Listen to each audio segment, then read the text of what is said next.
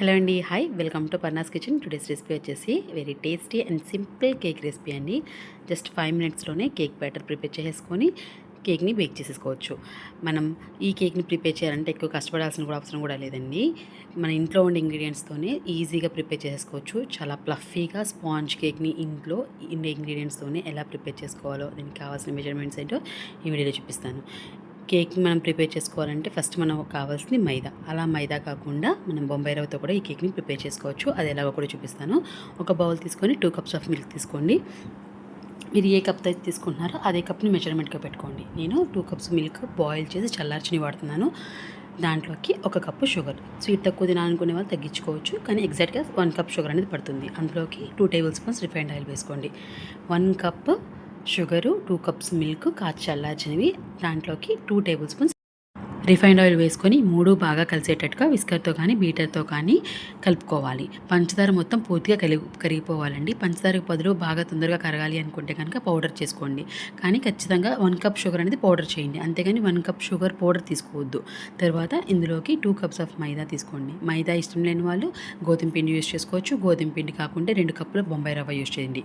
బొంబాయి రవ్వకు బదులు 1 కప్ మైదా, 1 కప్ బొంబాయి రవ్వ కూడా యూస్ చేసుకోవచ్చు. నేను 1 కప్పు మైదా, 1 కప్పు బొంబాయి రవ్వ వేసుకొని విస్కర్తో ఉండలు లేకుండా స్మూత్ బ్యాటర్ లాగా కలుపుకుంటున్నాను. సేమ్ మీరు కూడా వీడియోలో చూపిస్తున్నట్టు స్మూత్ పేస్ట్ లాగా వచ్చేటట్టుగా పిండిని కలుపుకోండి. అసలు ఉండలు అనేది ఉండకూడదు. ఇందులోకి 1 table spoon baking powder, 1/2 table spoon baking soda 2 కూడా వేసుకొని మళ్ళీ ఒకసారి కలుపుకోండి. ఇలా కలుపుకున్న దాంట్లోకి ఇందులో 1/2 కప్ పెరుగు వేసుకొని ఉండలు లేకుండా కలుపుకోవాలి. మనం ఎక్స్ట్రాగా వాటర్ అనేది ఏమీ యాడ్ చేయకుండా పిండిని కలుపుకోవచ్చండి.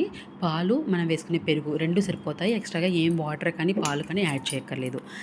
ఇందులోకి మీకు నచ్చిన ఫ్లేవర్ 5-6 డ్రాప్స్ వెనిలా ఎసెన్స్ కానీ, లేదంటే పైనాపిల్, సమ్మేతర మీకు నచ్చిన ఎసెన్స్ ఏదైనా సరే ఒక 5-6 డ్రాప్స్ వేసుకోండి.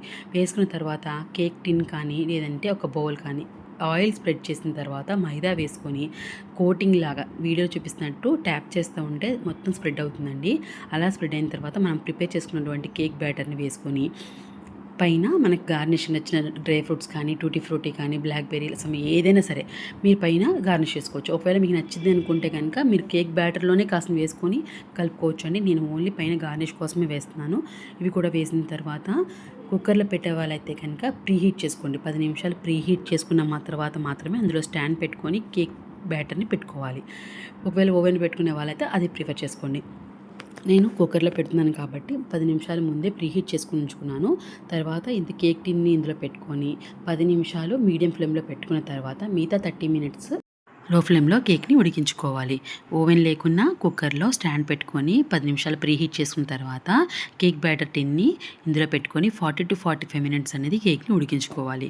40 మినిట్స్ తర్వాత నైఫ్తో కానీ ఫోర్క్తో కానీ ఒకసారి గుచ్చి చూస్తే పచ్చి మనకి పిండి తగలకుండా ఉంటే కనుక మన కేక్ పర్ఫెక్ట్గా ఉడికిపోయినట్టేనండి.